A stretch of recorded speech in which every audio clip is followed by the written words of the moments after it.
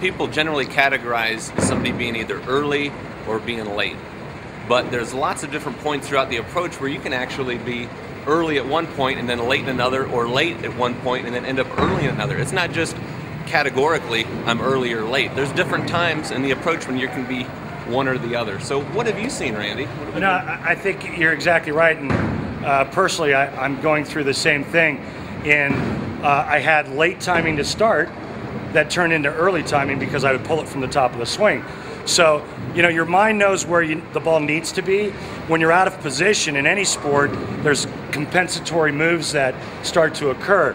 For me, getting the ball into the swing a little late, getting it to the top a little bit late, then forcing me to pull down, which then in turn made it early. So I think one of the trends we're seeing in today's modern game, Steve, is the long third step. Now, some of the greats that have been great for many, many years, you look at Norm Duke and Pete Weber, they've always had an elongated or longer third step, remember, a 5-step approach. And I think this is what's enabled them to be great throughout the years.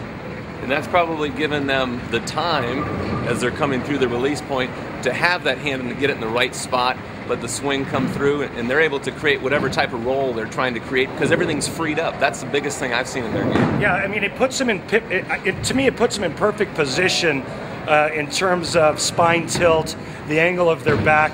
It puts them in that great position, puts their legs underneath them.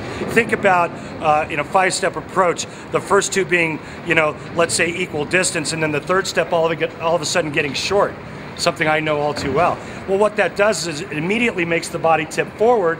Now the weight's forward, not underneath you. You're immediately out of position. Whereas these players getting that third step to be longer, it keeps their center of gravity centered, keeps the legs underneath them, and puts them in a perfect position.